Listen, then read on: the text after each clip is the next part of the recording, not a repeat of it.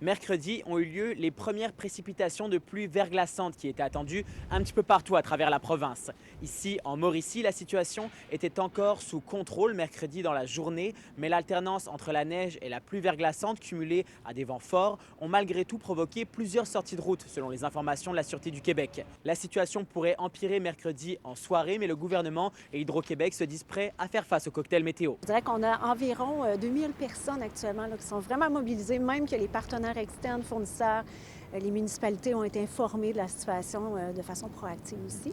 Donc, je pense que tout le monde est prêt là, à se déplacer pour régler tout problème qui pourrait survenir sur le terrain dans les prochaines heures. Il y a plusieurs mesures qui sont mises en place aujourd'hui tout au long de la journée.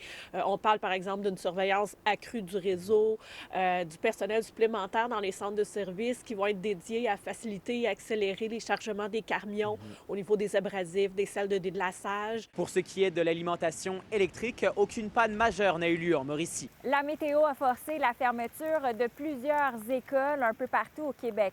Ici en Estrie, seule la commission scolaire Eastern Township a décidé de suspendre ses cours.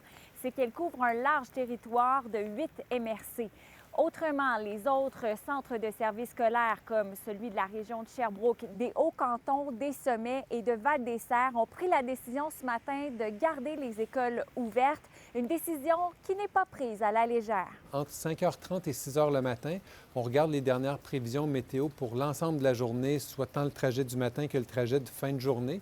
On parle avec les transporteurs scolaires également pour voir comment ils voient la suite des choses selon où est-ce qu'ils se retrouvent sur notre territoire. Puis on a aussi un moment d'échange avec nos collègues des autres centres de services pour voir comment ça se place un petit peu sur l'ensemble du territoire, là, dans les différents secteurs de la région.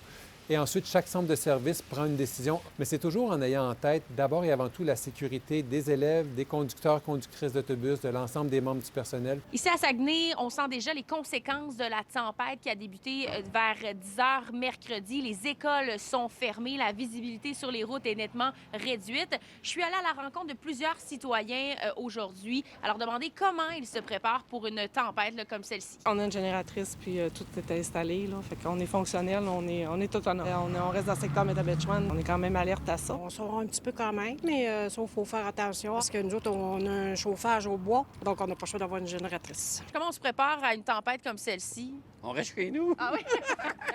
Est-ce que vous êtes autonome à la maison? Vous avez une génératrice? Oui. On a tout ce qu'il faut pour rester plusieurs jours. Génératrice, on a tout ce qu'il faut. OK. Puis il ne faut pas en mettre plus qu'on pense parce que ça peut être des fois moyen. À noter que la pluie verglaçante, les accumulations de neige et les rafales de vent devraient se poursuivre jusqu'à jeudi matin. À Saguenay, Frédérica Fortin-Foster. À Granby, Alexandra Paré. À Trois-Rivières, Samuel Bidot pour Nouveau Info.